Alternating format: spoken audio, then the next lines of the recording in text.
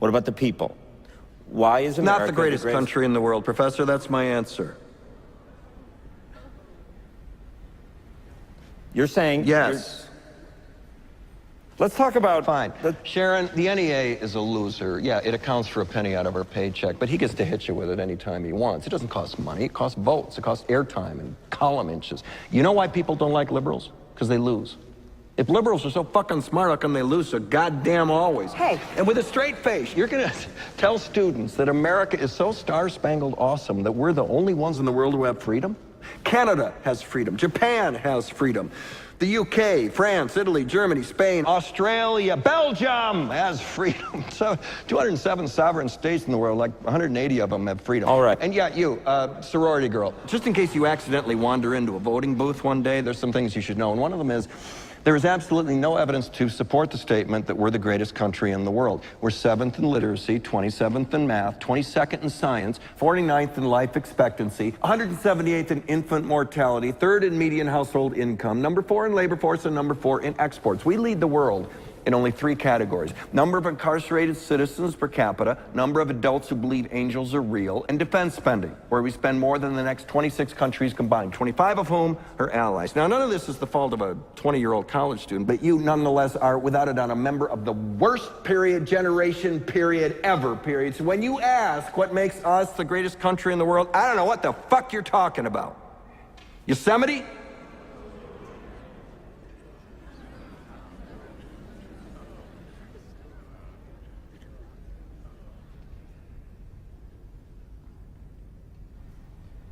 Sure used to be. We stood up for what was right. We fought for moral reasons. We passed laws, struck down laws for moral reasons. We waged wars on poverty, not poor people. We sacrificed. We cared about our neighbors. We put our money where our mouths were, and we never beat our chest. We built great big things, made ungodly technological advances, explored the universe, cured diseases, and we cultivated the world's greatest artists and the world's greatest economy. We reached for the stars, acted like men. We aspired to intelligence. We didn't belittle it. It didn't make us feel inferior.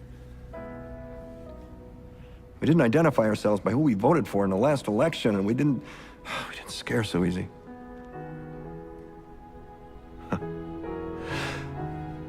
We were able to be all these things and do all these things because we were informed by great men, men who were revered. First step in solving any problem is recognizing there is one. America is not the greatest country in the world anymore.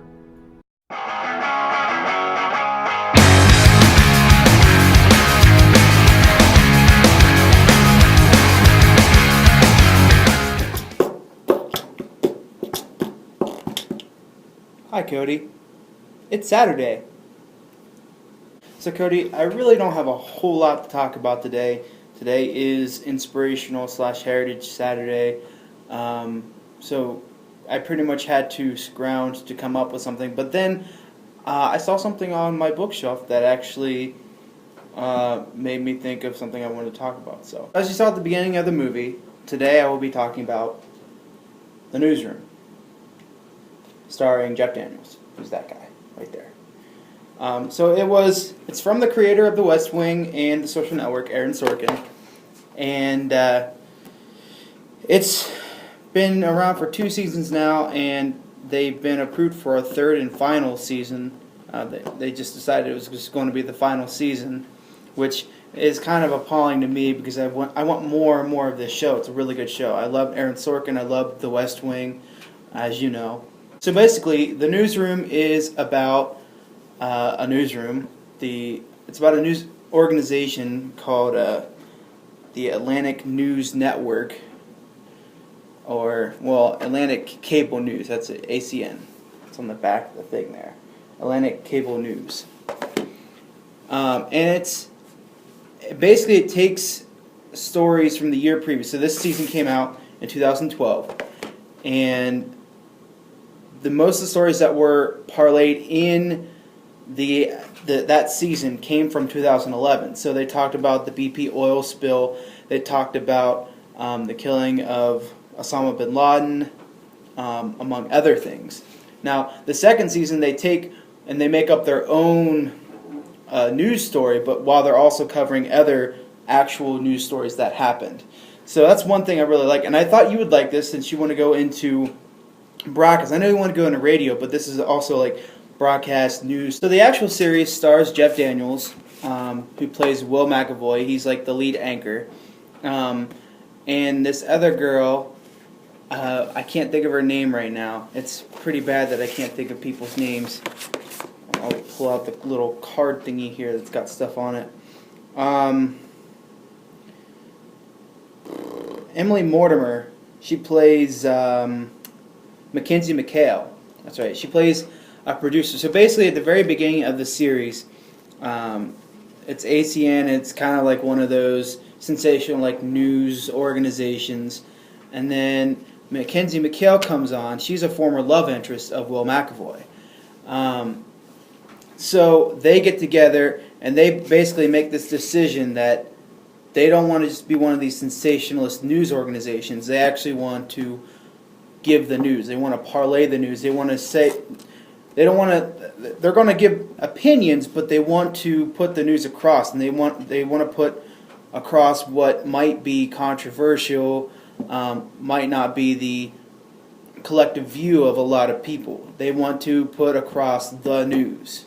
While the series is about the newsroom and the news stories that they put across, it's also about the actual news organization, the Atlantic Cable News, of which Will McAvoy kind of has a say and stuff. But then there are the higher ups that he's got to respond to. So one of the higher ups is actually played by Jane Fonda. Couldn't think of her name, and she plays one of the news executives. She plays one of the network executives. Also, there's Sam Watterson, who, if you don't know who that is that guy right there. Sam Watterson. And then, let's see, there's Jane Fonda and her character. That's Emily Mortimer. And then her assistant executive producer, I don't remember what her name is.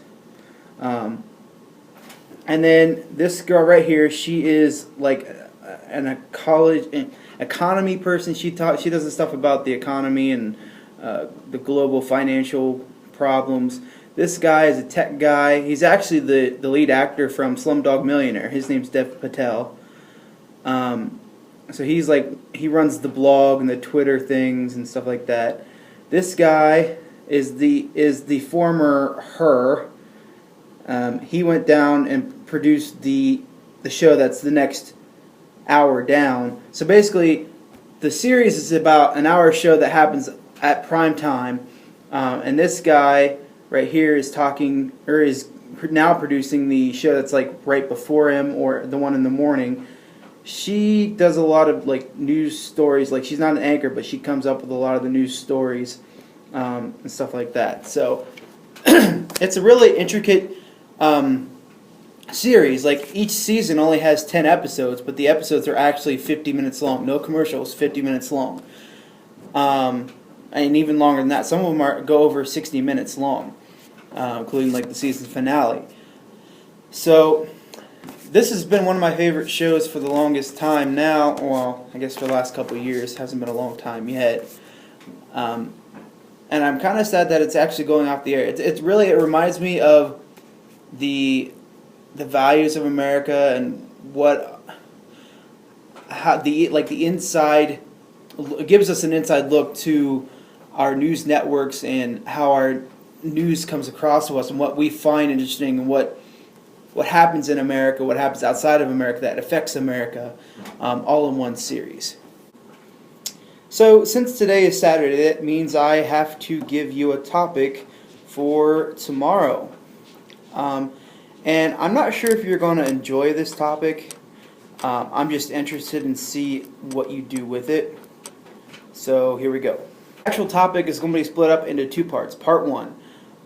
Basically, I want you to go to a political aptitude test. It could be Political Compass or the Pew Party quiz. Both which will be down the MoFlagon. And I want you to take the quiz, take both of them, and if there are any others that might, other quizzes that you can find that might help you understand your political affiliations and where you would fall on the political spectrum, don't be afraid to use those too, but mention them and put the links in your MoFlagon. So take both of them and get your results, and that's part one. Part two, after you've found your results, or you received your results at the end of both of the polls, I want you to look up the candidates or potential candidates that fall under that part of the spectrum, and you might have to do some research into this to see where you stand, what party you more fall into. Look up those candidates and tell me which one you would vote for in a primary, if the primary were held today. I want to see what you are looking for in a candidate, and tell me why you would vote for this candidate. Tell me why you wouldn't vote for other candidates.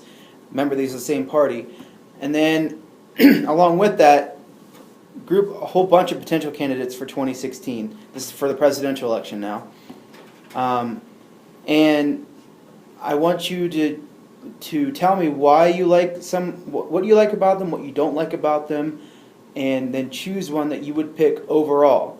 That means you're going to choose one for a primary and choose one overall. It might be the same person. It can be the same person. It just depends. Basically, you're going to take a couple political tests, see where you fall in the political spectrum or the political compass, and then you're going to choose a candidate from that part of the political spectrum. Out of all the candidates that you've researched, pick one, tell you why you like them, tell why you didn't like the others, and then group all the candidates together and tell me which one you would choose over them and why. And why not. You didn't choose the others. Why you didn't choose the others. Yeah. So Cody, that's all I have for you for Saturday. I'm going to try to upload this video real quick, and try to get a Relay for Life, which is down at the stadium, at the field house behind the stadium. Right now it is 10:12. The reason I'm getting this video done so late is because I had a math exam that I was supposed to take at 5:45, and then start taking it till 7 o'clock because my camera effed up, and yeah. So now I'm just getting to doing this video now. So I will see you tomorrow, hopefully with some political jargon. And she